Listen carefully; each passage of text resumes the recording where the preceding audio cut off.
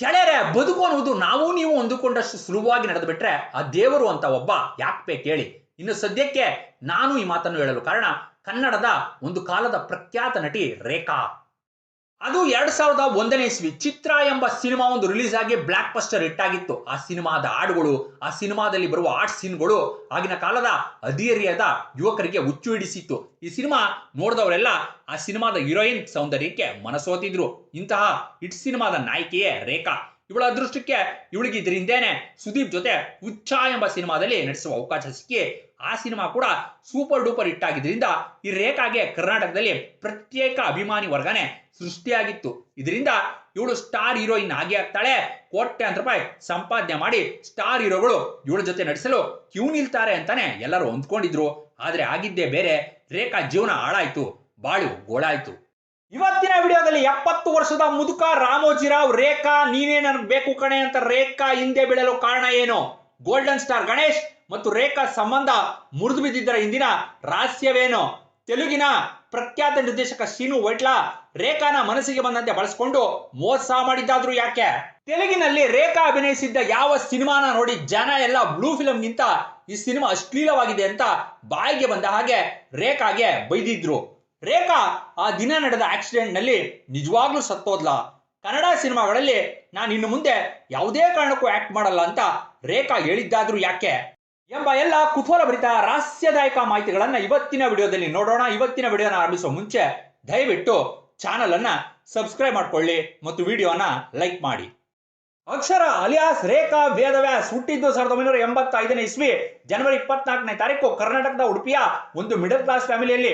ತಂದೆ ನರಸಿಂಹ ವೇದವ್ಯಾಸ್, ತಾಯಿ ರಾಧಾ. ಇನ್ನು ರೇಖಾ ತನ್ನ ತಂದೆ ತಾಯಿಗೆ ಒಬ್ಳೇ ಮಗಳಾದ್ದರಿಂದ ಅವರಿಕೆಯನ್ನ ಚಿಕ್ಕ ವಯಸ್ಸಿನಿಂದ ಬಹಳ ಪ್ರೀತಿಯಿಂದ ಅಕ್ಕರೆಯಿಂದ ಸಾಕಿದ್ರು. ನಂತರ ಕೆಲಸದ ನಿಮಿತ್ತ ರೇಖಾ ತಂದೆ ಉಡುಪಿಯಿಂದ ಬೆಂಗಳೂರಿಗೆ ಟ್ರಾನ್ಸ್ಫರ್ ಆಗಿದ್ರಿಂದ ಇವರ ಫ್ಯಾಮಿಲಿ ಪೂರ್ತಿ ಬೆಂಗಳೂರಿಗೆ ಬಂದು ಸೆಟಲ್ ಆದ್ರು. ಇನ್ನು ರೇಖಾ ತನ್ನ ಶಾಲಾ ವಿದ್ಯಾಭ್ಯಾಸವನ್ನ ಬೆಂಗಳೂರಿನ ಬಸವ ರೆಸಿಡೆನ್ಷಿಯಲ್ ಗರ್ಲ್ಸ್ ಸ್ಕೂಲ್ ನಲ್ಲಿ ಮುಗಿಸಿ PUC ಓದ್ಬೇಕಾದ್ರೆ ರೇಖಾಗೆ ಮಾಡ್ಲಿಂಗ್ ಮಾಡಬೇಕು ಅಂತ ಆಸೆ ಬಂದು ಇದಕ್ಕಾಗಿ ಇವರ ತಂದೆ ತಾಯಿ ಸಹ ಇವಳಿಗೆ ಸಪೋರ್ಟ್ ಮಾಡಲು ಆರಂಭಿಸಿದ್ರಿಂದ ನಾನು ದೊಡ್ಡ ಮಾಡಲ್ ಆಗಿ ಕೋಟ್ಯಾಂತರ ರೂಪಾಯಿ ಹಣ ಮತ್ತು ಆಸ್ತಿಯನ್ನ ಸಂಪಾದನೆ ಮಾಡಬೇಕು ಅಂತ ಅಂದ್ಕೊಂಡ್ಲು.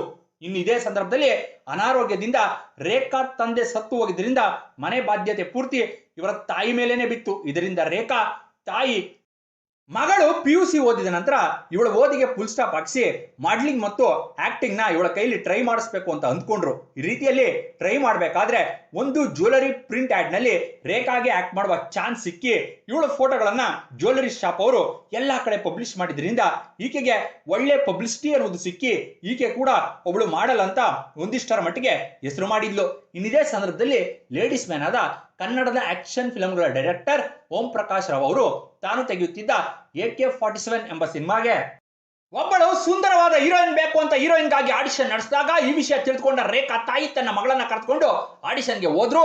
ಆದ್ರೆ ಅಷ್ಟೊತ್ತಾಗ್ಲೇ ಆ ಸಿನಿಮಾ ಪ್ರೊಡ್ಯೂಸರ್ ರಾಮು ಆ ಸಿನಿಮಾಗೆ ಹೀರೋಯಿನ್ ಆಗಿ ಚಾಂದಿನಿ ಅನ್ನುವ ಹುಡುಗಿಯನ್ನ ಸೆಲೆಕ್ಟ್ ಮಾಡಿದ್ರು. ಈ ಕಾರಣದಿಂದ ರೇಖಾಗೆ ಆ ಸಿನಿಮಾದಲ್ಲಿ ಚಾನ್ಸು ಸಿಗ್ಲಿಲ್ಲ. ಆದ್ರೆ ರೇಖಾ ಆಡಿಷನ್ಗೆ ಹೋಗಿದ್ರಿಂದ ಅಲ್ಲಿ ಓಂ ಪ್ರಕಾಶ್ ರಾವ್ ಇವಳನ್ನ ನೋಡಿ ಇವಳ ಲುಕ್ಸು ಓಂ ಪ್ರಕಾಶ್ ರಾವ್ಗೆ ತುಂಬಾ ಇಷ್ಟ ಆಗಿ ಮೊದಲೇ ನಮ್ಮ ಓಂ ಪ್ರಕಾಶ್ ಮಹಾನ್ ರಸಿಕ, ತನ್ನ ಸಿನಿಮಾದಲ್ಲಿ ಯಾವ ಹೀರೋಯಿನ್ ಆಕ್ಟ್ ಮಾಡಿದ್ರು ಅವ್ರ ಜೊತೆ ಸಂಬಂಧ ಇಟ್ಕೊಂಡು ಮಜಾ ಮಾಡ್ತಿದ್ದ.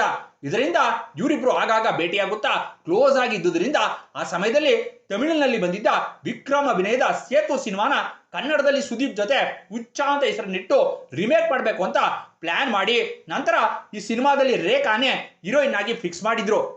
ಇನ್ನು ಹಾಗೆಲ್ಲ ಡೈರೆಕ್ಟರ್ ಓಂ ಪ್ರಕಾಶ್ ರಾವ್ ಒಂದು ವರ್ಷಕ್ಕೆ 3 ರಿಂದ 4 ಸಿನಿಮಾಗಳನ್ನ ಡೈರೆಕ್ಷನ್ ಮಾಡುತ್ತಾ ಡೈರೆಕ್ಟರ್ ಆಗಿ ತುಂಬಾ ಬ್ಯುಸಿ ಆಗಿದ್ರು. ಈ ರೀತಿಯಲ್ಲಿ ಹುಚ್ಚ ಸಿನಿಮಾದ ಶೂಟಿಂಗ್ ನಡೆಯುತ್ತಿರಬೇಕಾದ್ರೆ ಆ ಸಿನಿಮಾದ ಶೂಟಿಂಗ್ ನಡೆಯುವ ಜಾಗಕ್ಕೆ ಓಂ ಪ್ರಕಾಶ್ ರಾವ್ ನಿರ್ದೇಶನ ಮಾಡಬೇಕಾಗಿದ್ದ ಮುಂದಿನ ಸಿನಿಮಾದ ಪ್ರೊಡ್ಯೂಸರ್ ಆದ ಬಿ ಜಯಶ್ರೀ ದೇವಿ ಅವರು ಬಂದಿದ್ರಿಂದ ಅಲ್ಲಿ ರೇಖಾನ ನೋಡಿದ ಅವ್ರಿಗೆ ಅವಳ ಅಂದ ಮತ್ತು ಇನ್ನೋಸೆನ್ಸ್ ಇಷ್ಟ ಆಗಿತ್ತು. ಇನ್ನು ಜಯಶ್ರೀ ದೇವಿ ಮೂಲತಃ ಆಂಧ್ರಕ್ಕೆ ಸೇರಿದವರಾಗಿದ್ರು. ಕನ್ನಡದಲ್ಲಿ ಒಂದರಿಂದ ಒಂದರಂತೆ ಅನೇಕ ಸಿನಿಮಾಗಳನ್ನ ಪ್ರೊಡ್ಯೂಸ್ ಮಾಡ್ತಾ ಇದ್ರು. ಆದ್ದರಿಂದ ತೆಲುಗಿನ ಪ್ರಖ್ಯಾತ ನಿರ್ದೇಶಕ ರಾಮೋಜಿ ರಾವ್ ಅವರು ತೆಲುಗಿನಲ್ಲಿ ಉದಯ್ ಕಿರಣ್ ಜೊತೆ ತೆಗೆದಿದ್ದ ಚಿತ್ರ ಎಂಬ ಸಿನಿಮಾನ ಕನ್ನಡದಲ್ಲಿ ತೆಗಿಬೇಕು ಅಂತ ಮತ್ತು ಆ ಸಿನಿಮಾದಲ್ಲಿ ಪ್ರಭುದೇವ ತಮ್ಮನಾದ ನಾಗೇಂದ್ರ ಪ್ರಸಾದ್ನ ಹೀರೋ ಆಗಿ ಮಾಡಿಕೊಂಡು ಹೊಸ ನಟಿಯೊಬ್ಳು ಬೇಕು ಅಂತ ಹುಡುಕುತ್ತಾ ಇರಬೇಕಾದ್ರೆ ಅಷ್ಟೊತ್ತಿಗೆ ಹೇಗಿದ್ರು ಹುಚ್ಚ ಸಿನಿಮಾದ ಶೂಟಿಂಗ್ ಸೆಟ್ ನಲ್ಲಿ ಜಯಶ್ರೀ ದೇವಿ ಅವರು ರೇಖಾನ ನೋಡಿದ್ರಿಂದ ರೇಖಾನೇ ಈ ಸಿನಿಮಾದ ಹೀರೋಯಿನ್ ಪಾತ್ರಕ್ಕೆ ಸೂಕ್ತ ಅಂತೇಳಿ ಜಯಶ್ರೀ ದೇವಿ ಅವರು ರೇಖಾನ ರಾಮೋಜಿರಾವ್ ಅವರಿಗೆ ಪರಿಚಯ ಮಾಡಿಸಿದ್ರಿಂದ ಮತ್ತು ಆಗ್ಲೇ ರೇಖಾ ಸುದೀಪ್ ಜೊತೆ ಹುಚ್ಚ ಸಿನಿಮಾದಲ್ಲಿ ಹೀರೋಯಿನ್ ಆಗಿ ಆಕ್ಟ್ ಮಾಡ್ತಾ ಇದ್ರಿಂದ ರೇಖಾಗೆ ಚಿತ್ರರಂಗದ ಟರ್ಮ್ಸ್ ಮತ್ತು ಕಂಡೀಷನ್ಸ್ ಎಲ್ಲ ಚೆನ್ನಾಗಿ ಗೊತ್ತಿರುತ್ತೆ ಅಂತೇಳಿ ಚಿತ್ರ ಸಿನಿಮಾಗೆ ರಾಮೋಜಿರಾವ್ ಅವರು ರೇಖಾನಿ ಹೀರೋಯಿನ್ ಆಗಿ ಫಿಕ್ಸ್ ಮಾಡಿ ಈ ಸಿನಿಮಾದ ಶೂಟಿಂಗ್ ನಡೀತಿರ್ಬೇಕಾದ್ರೆ ರೇಖಾಗೆ ರಾಮೋಜಿರಾವ್ ಜೊತೆ ಒಳ್ಳೆ ಪರಿಚಯ ಅನ್ನೋದು ಹಾಗೆ ಅವ್ರಿಗೆ ಕ್ಲೋಸ್ ಆಗಿದ್ದುದರಿಂದ ತೆಲುಗಿನಲ್ಲಿ ಆನಂದಂ ಎಂಬ ಇನ್ನೊಂದು ಸಿನಿಮಾದಲ್ಲಿ ರೇಖಾಗೆ ನಟಿಸುವ ಚಾನ್ಸ್ ಸಿಕ್ಕಿತ್ತು. ನಂತರ ಕನ್ನಡದಲ್ಲಿ ರೇಖಾ ಸುದೀಪ್ ಜೊತೆ ಸೇರಿ ಆಕ್ಟ್ ಮಾಡಿದ್ದ ಹುಚ್ಚ ಸಿನಿಮಾ ಮೊದಲಿಗೆ 2001 ಜುಲೈ 6ನೇ ತಾರೀಕು ರಿಲೀಸ್ ಆಗಿ ಸೂಪರ್ ಡೂಪರ್ ಹಿಟ್ ಆಗಿ ಒಳ್ಳೆ ಕಲೆಕ್ಷನ್ ಮಾಡಿತ್ತು. ಆದ್ರೂ ಕೂಡ ರೇಖಾ ಲುಕ್ಸ್ ಮತ್ತು ಆಕ್ಟಿಂಗ್ ಆ ಸಿನಿಮಾದಲ್ಲಿ ಬಹಳಷ್ಟು ಜನರಿಗೆ ಇಷ್ಟ ಆಗದೆ ಇದ್ದುದರಿಂದ ಸಾಕಷ್ಟು ಟೀಕೆಗಳನ್ನ ವಿಮರ್ಶೆಗಳನ್ನ ರೇಖಾ ಸಹಿಸಬೇಕಾಗಿ ಬಂತು. ಆದ್ರೆ ಅದರ ಹಿಂದೆನೆ ರೇಖಾ ಅಭಿನಯದ ಚಿತ್ರ ಸಿನಿಮಾ ರಿಲೀಸ್ ಆಗಿ ಆ ಸಿನಿಮಾದಲ್ಲಿ ರೇಖಾ ತುಂಬಾನೇ ಹಾಟ್ ಆಗಿ ಮಾಡರ್ನ್ ಆಗಿ ಸ್ಟೈಲಿಶ್ ಆಗಿ ಕಾಣಿಸಿಕೊಂಡಿದ್ರಿಂದ ರೇಖಾಗೆ ಒಳ್ಳೆ ಹೆಸರು ಅನ್ನೋದು ಸಿಕ್ಕಿ ಈಕೆ ಕರ್ನಾಟಕದಲ್ಲಿ ಸಿಕ್ಕಾಬಟ್ಟೆ ಫೇಮಸ್ ಆಗಿದ್ಲು. ಇನ್ನು ಆಂಧ್ರದಲ್ಲಂತೂ ರಾಮೋಜಿರಾವ್ ಜೊತೆನೆ ರೇಖಾ ಸಂಬಂಧ ಇಟ್ಕೊಂಡಿದ್ದರಿಂದ ತೆಲುಗು ಚಿತ್ರರಂಗದ ಬೇರೆ ಎಲ್ಲ ಪ್ರೊಡ್ಯೂಸರ್ಗಳು ಮತ್ತು ಡೈರೆಕ್ಟರ್ಗಳು ಈಕೆಗೆ ಬಹಳ ಈಸಿಯಾಗಿ ಚಾನ್ಸ್ ಕೊಡಲು ಆರಂಭಿಸಿ ಜಾಬಿಲಿ, ఒకటో ನಂಬರ್ ಕುರ್ರಾಡು ಎಂಬ ಸಿನಿಮಾಗಳಲ್ಲಿ ರೇಖಾ ಹೀರೋಯಿನ್ ಆಗಿ ಸೆಲೆಕ್ಟ್ ಆಗಿ ಈಕೆ ಅಭಿನಯದ ಆನಂದಂ ಎಂಬ ಸಿನಿಮಾ ಅದರಿಂದೇನೆ 2001ನೇ ಇಸ್ವಿ ಸೆಪ್ಟೆಂಬರ್ 28ರಂದು ರಿಲೀಸ್ ಆಗಿ ಸೂಪರ್ ಡೂಪರ್ ಹಿಟ್ ಆಗಿ ರೇಖಾ ಅಭಿನಯದ 3 ಸಿನಿಮಾಗಳು ಒಂದರಿಂದ ಒಂದರಂತೆ ರಿಲೀಸ್ ಆಗಿ ಈ ರೀತಿ ಸೂಪರ್ ಡೂಪರ್ ಹಿಟ್ ಆಗಿದ್ರಿಂದ ಇವಳನ್ನ ಎಲ್ಲರೂ ಲಕ್ಕಿ ಹೀರೋಯಿನ್ ಅಂತಲೇ ಕರೆಯಲು ಆರಂಭಿಸಿ ಇವಳಿಗೆ ಸಿಕ್ಕಾಬಟ್ಟೆ ಹೆಸರು ಬಂದಿತ್ತು.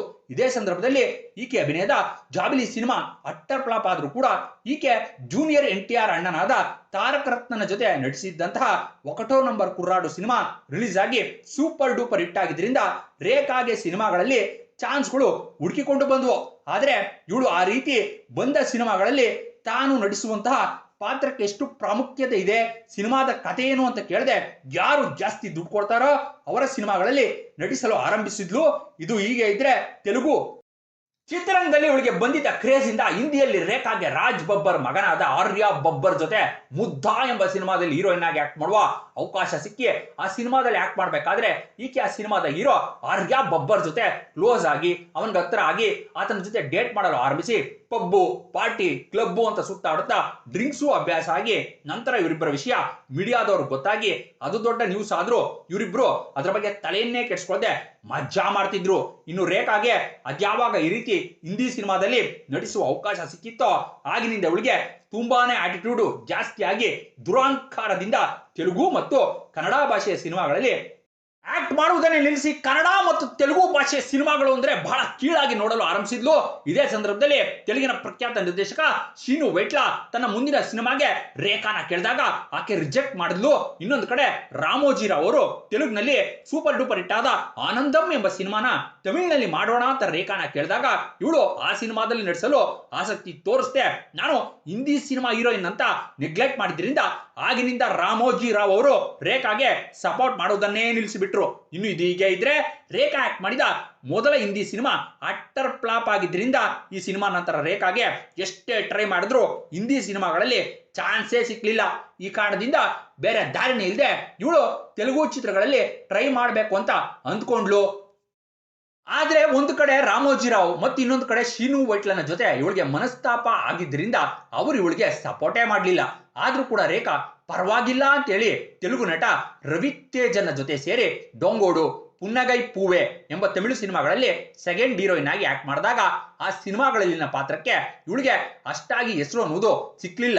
ಇದರಿಂದ ರೇಖಾ ತೆಲುಗಿನ ಯುವ ನಟ ರೋಹಿತ್ ಜೊತೆ ಕ್ಲೋಸ್ ಆಗಿ ಆತನ ಜೊತೆ ಡೇಟ್ ಮಾಡುತ್ತಾ ಅನಗನಗ ಓ ಕುರ್ರೋಡು ಎಂಬ ಸಿನಿಮಾದಲ್ಲಿ ನಟಿಸಿದ್ಲು. ಆದ್ರೆ ಈ ಸಿನಿಮಾ ರಿಲೀಸ್ ಆಗಿ ಆಕ್ಟರ್ ಫ್ಲಾಪ್ ಆದ್ರೂ ಕೂಡ ಇವಳು ಅವನ ಜೊತೆ ಸುಖ ಪಡುತ್ತಾ ಕ್ಲೋಸ್ ಆಗಿದ್ದುದರಿಂದ ಜಾನಕಿ ವೆಡ್ಸ್ ಶ್ರೀರಾಮ್ ಎಂಬ ಸಿನಿಮಾದಲ್ಲಿ ಆಕ್ಟ್ ಮಾಡುವ ಅವಕಾಶ ಸಿಕ್ಕಿ ನಂತರ ಈ ಸಿನಿಮಾ ರಿಲೀಸ್ ಆಗಿ ಹಿಟ್ ಆದ್ರೂ ಕೂಡ ಇವಳಿಗೆ ದೊಡ್ಡ ದೊಡ್ಡ ಹೀರೋಗಳ ಸಿನಿಮಾಗಳಲ್ಲಿ ನಟಿಸುವ ಅವಕಾಶನೇ ಸಿಗದೆ ಅಪ್ಕಮಿಂಗ್ ಹೀರೋಗಳು ಮತ್ತು ಸಣ್ಣ ಪುಟ್ಟ ಮೀಡಿಯಂ ಬಜೆಟ್ ಸಿನಿಮಾಗಳಲ್ಲಿ ನಟಿಸುವ ಅವಕಾಶ ಮಾತ್ರ ಸಿಕ್ಕಿ ಪ್ರೇಮಿಂಚುಕುಂದಾಂ, ಪೆಳ್ಳಿಕಿರಂಡಿ ಮತ್ತು ಅವಕಾಶಕ್ಕಾಗಿ ನೆನ್ನೆ ನೆಡು ರೇಪು ಎಂಬ ಸಿನಿಮಾದಲ್ಲಿ ಸಿಕ್ಕಾಪಟ್ಟೆ ಆಟ ಆಗಿ ಅಶ್ಲೀಲವಾಗಿ ನಡೆಸಿದ್ರು ಕೂಡ ಆ ಎರಡು ಸಿನಿಮಾಗಳು ರಿಲೀಸ್ ಆಗಿ ದಾರುಣವಾಗಿ ಸೋತು ಹೋಗಿದ್ರಿಂದ ಬೇರೆ ದಾರಿನೇ ಇಲ್ಲದೆ ತನ್ನ ಮನೆಯನ್ನ ಹೈದರಾಬಾದ್ನಿಂದ ಬೆಂಗಳೂರಿಗೆ ಬದಲಾಯಿಸಿ ಇಲ್ಲಿ ಕರ್ನಾಟಕದಲ್ಲಿ ಅವಕಾಶಕ್ಕಾಗಿ ಪ್ರಯತ್ನ ಪಡಲು ರೇಖಾ ಆರಂಭಿಸಿದ್ಲು.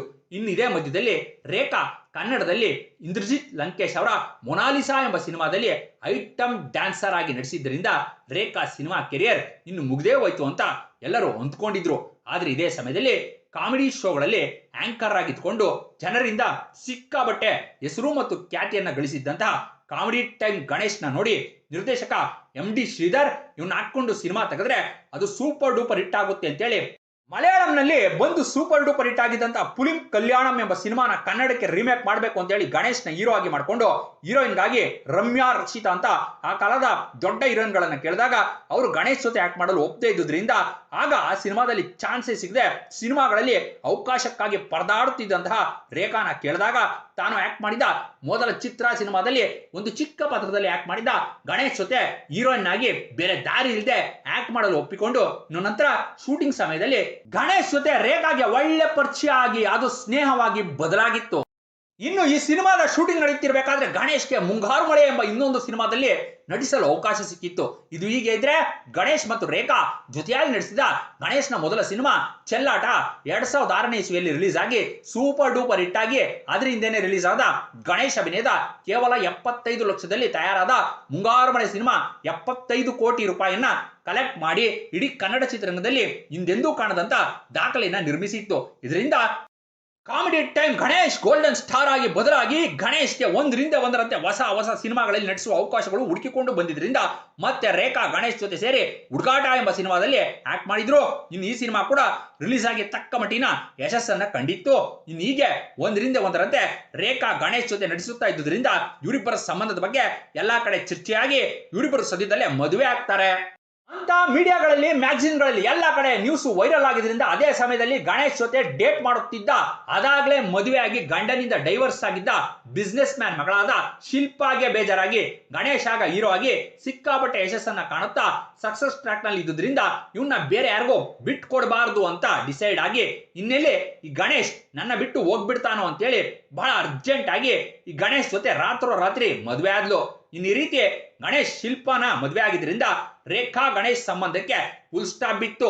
ಇನ್ನು ಹೀಗೆ ಇದ್ರೆ ರೇಖಾಗೆ ಅದ್ಯಾವಾಗ ಕನ್ನಡದಲ್ಲಿ ಆಕೆ ನಡೆಸಿದ ಸಿನಿಮಾಗಳು ಒಂದರಿಂದ ಒಂದರಂತೆ ಹಿಟ್ಟಾಗಲು ಆರಂಭಿಸಿದ್ವು ಆಗ ತಮಾಷೆಗಾಗಿ ಎತ್ತರ ಹೆಣ್ಣನ್ನೇ ಇರಬೇಕು, ಗುಣವಂತ, ಆಕ್ಸಿಡೆಂಟ್ ಎಂಬ ಸಿನಿಮಾಗಳಲ್ಲಿ ನಟಿಸಲು ಅವಕಾಶಗಳು ಹುಡುಕಿಕೊಂಡು ಬಂದ್ವು. ಆದ್ರೆ ನಂತರ ಆ ಎಲ್ಲಾ ಸಿನಿಮಾಗಳು ರಿಲೀಸ್ ಆಗಿ ದಾರುಣವಾಗಿ ಸೋತು ಹೋಗಿದ್ದರಿಂದ ಜೀವನ ನಡೆಸಲು ಬೇರೆ ದಾರಿ ಇಲ್ಲದೆ ಸಪೋರ್ಟಿಂಗ್ ರೋಲ್ಗಳಲ್ಲಿ ನಟಿಸಲು ಆರಂಭಿಸಿ ಕೊನೆಗೆ 2014ನೇ ಇಸ್ವಿ ಪುಲಿಕೇಶಿ ಎಂಬ ಸಿನಿಮಾದಲ್ಲಿ ಐಟಮ್ ಡ್ಯಾನ್ಸರ್ ಆಗಿ ಕೂಡ ಆಕ್ಟ್ ಮಾಡಿದ್ಲು. ಆದ್ರೆ 2014ರ ನಂತರ ರೇಖಾಗೆ ಯಾವ ಸಿನಿಮಾಗಳಲ್ಲೂ ನಟಿಸಲು ಅವಕಾಶಗಳೇ ಸಿಗದೆ ಇದ್ದುದರಿಂದ ಚಿತ್ರರಂಗದಿಂದ ದೂರ ಆಗಿ ತಾನು ಅತಿಯಾಗಿ ಪ್ರೀತಿಸಿದ ಹಿಂದಿ ನಟ ಆರ್ಯ ಬಬ್ಬರ್ ಕೂಡ ಆಗ ಕೈ ಕೊಟ್ಟಿದ್ರಿಂದ 42 ವರ್ಷ ಆದ್ರೂ ಮದುವೆನೇ ಆಗದೆ ಸೋಷಿಯಲ್ ಮೀಡಿಯಾಗಳಲ್ಲಿ ಕೂಡ ಇನ್ಆಕ್ಟಿವ್ ಆಗಿದ್ದುಕೊಂಡು ಎಲ್ಲರಿಂದ ಅಂತರ ಕಾಯ್ದುಕೊಂಡು ದೂರ ಆಗಿ ಜೀವನ ನಡೆಸ್ತಾ ಇದ್ದುದರಿಂದ ಎಲ್ಲರೂ ಈಕೆಯನ್ನ ಮರ್ತೇ ಹೋದ್ರು. ಆದ್ರೆ ಇದ್ದಕ್ಕಿದ್ದಾಗೆ 2017ರಲ್ಲಿ ರೇಖಾ ಕಾರ್ ಆಕ್ಸಿಡೆಂಟ್ ನಲ್ಲಿ ಸತ್ತೋದ್ಲು ಅಂತ ನ್ಯೂಸ್ ಎಲ್ಲಾ ಕಡೆ ವೈರಲ್ ಆಗಿದ್ರಿಂದ ಚಿತ್ರರಂಗದವರು ಮತ್ತು ಈಕೆ ಅಭಿಮಾನಿಗಳು ಈಕೆಗೆ ಶ್ರದ್ಧಾಂಜಲಿ ಅರ್ಪಿಸಿದ್ರಿಂದ ಈ ಸುದ್ದಿ ನಿಜ ಅಂತಾನೆ ಎಲ್ಲರೂ ಅಂದ್ಕೊಂಡ್ರು. ಆದ್ರೆ ನಿಜ ಏನಪ್ಪಾ ಅಂದ್ರೆ ರೇಖಾ ಎಂಬ ಹಿಂದಿ ಚಿತ್ರರಂಗದ ಧಾರಾವಾಹಿ ನಟಿ ಸತ್ತು ಹೋಗಿದ್ರಿಂದ ಎಲ್ಲರೂ ರೇಖಾನೇ ಸತ್ತೋದ್ಲು ಅಂತ ನ್ಯೂಸ್ ನ ಸ್ಪ್ರೆಡ್ ಮಾಡಿದ್ರು. ಇದರಿಂದ ಇದರ ನೆಕ್ಸ್ಟ್ ಡೇನೆ ರೇಖಾ ಮೀಡಿಯಾದ ಮುಂದೆ ಬಂದು ನಾನು ನನ್ನ ಫ್ಯಾಮಿಲಿ ಜೊತೆ ಮುಂಬೈಯಲ್ಲಿ ಆರಾಮವಾಗಿದ್ದೀನಿ, ದಯವಿಟ್ಟು ಅಂತ ರೂಮರ್ಸ್ ನ ಸ್ಪ್ರೆಡ್ ಮಾಡಬೇಡಿ ಅಂತ ಕೇಳಿಕೊಂಡಿದ್ರಿಂದ ಈಕೆಯ ಅಭಿಮಾನಿಗಳಿಗೂ ಸಮಾಧಾನ ಆಯ್ತು. ಇಷ್ಟೆಲ್ಲ ಆದ ನಂತರ ಇದೇ ಮಧ್ಯದಲ್ಲಿ ಒಂದು ಫಂಕ್ಷನ್ ನಲ್ಲಿ ಕಾಣಿಸಿಕೊಂಡ ರೇಖಾ ತುಂಬಾ ದಪ್ಪ ಆಗಿದ್ರಿಂದ ಇವಳನ್ನು ನೋಡಿದ ಎಲ್ಲರೂ ಆಶ್ಚರ್ಯಚಕಿತರಾದ್ರು. ಆದ್ರೆ ಇದಾದ ನಂತರ ಕೆಲವು ತೆಲುಗು ಶೋಗಳಿಗೆ ಗೆಸ್ಟ್ ಆಗಿ ಬಂದ ರೇಖಾ ನನಗೆ ಸಿನಿಮಾಗಳಲ್ಲಿ ಆಕ್ಟ್ ಮಾಡಬೇಕು ಅಂತ ಬಹಳ ಆಸೆ ಇದೆ, ಆದ್ರೆ ಯಾರು ಅವಕಾಶನೇ ಕೊಡ್ತಿಲ್ಲ, ಅದು ಅಕ್ಕನ ರೋಲ್ ಆದ್ರೂ ತಾಯಿ ಪಾತ್ರ ಆದ್ರೂ ನಾನು ನಡೆಸ್ತೀನಿ, ಆದ್ರೆ ನನಗೆ ಅವಕಾಶ ಬೇಕು ಅಂತ ಕೇಳಿದ್ಲು.